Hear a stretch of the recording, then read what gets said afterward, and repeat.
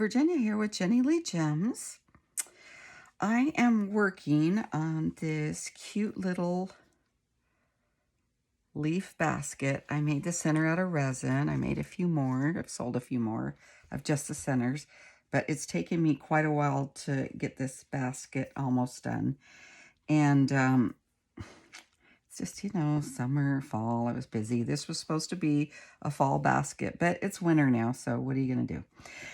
Anyhow, I wanted to stabilize these handles on the end.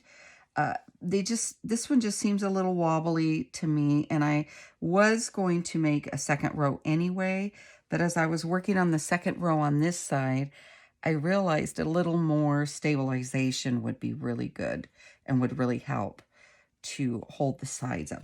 I like them flaring out just a little bit. So my teacher, Susanna Colby, always taught me when you're making handles like this to try to do 2 rows so it's stable. And, it's just much more stable that way.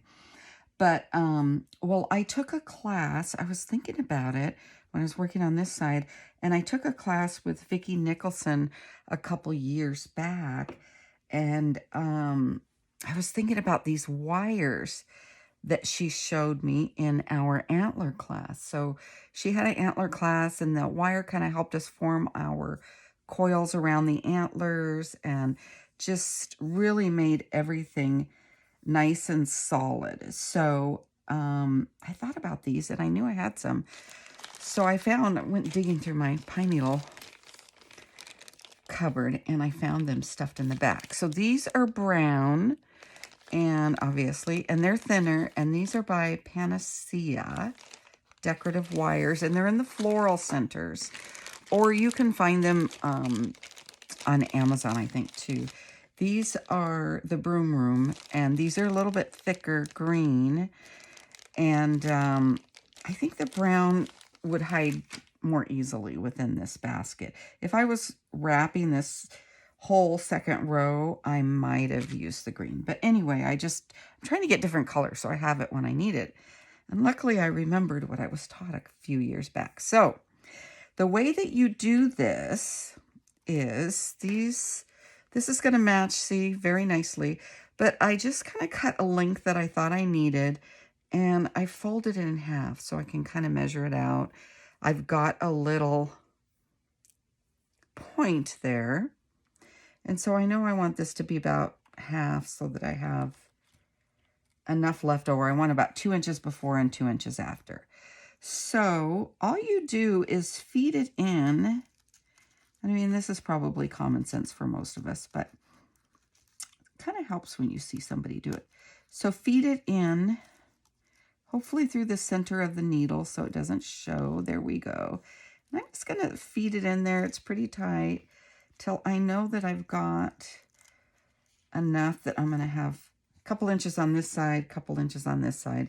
And once I get over here, if I want to cut it off, I can, or I can leave it.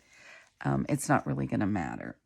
So go ahead and feed it in. Then I'm going to straighten it out. I know I've kind of got it centered. And, oh, there's a red needle in there. Lovely. Let's pull that out. Not that it makes much difference. It's like a mauve. Oh my gosh. Well, it's been so dark here. This winter has been so dark. We've had snow all day. It's been freezing for 2 days. Before that, my poor little hummingbirds, kept trying to keep them fed. So, yeah, just hide it in there. See, you can't even notice it. It's buried in there. And then continue on with your coiling. So here, I'm just using green thread, doing the basic stitch in a coiling pattern, and just going through the back, using my little pinchers, and locking it right down in there. And just continue adding your pine needles as usual. I'm going to work my way over here. Once I get up here, I'll just keep forming it, and it'll help to hold this. I think it's a rhyolite gemstone, don't it? So it doesn't look like it's moving around, but it was moving around quite a bit on me, and it was bugging me. So that's a good way to solidify your baskets, or a coil that you don't want moving around, and your handles to be solidified, or if you're working on some kind of project that's wild and curly, and you need something to hold it together, like if you're working with antlers. So anyway, I learned this from Vicki Nicholson. She has a book called Nature's Touch, I believe is the name of it. She's got lots of other tricks and hints in there as well. So thanks for watching, and I will show you a picture when this is all done. I have to figure out what I'm going to do inside these little cavities here. So hope you have a good evening. Hope you're staying warm. Hope you didn't lose power or water. We have no water now for a full day, but we're prepared. Thanks for watching. Bye.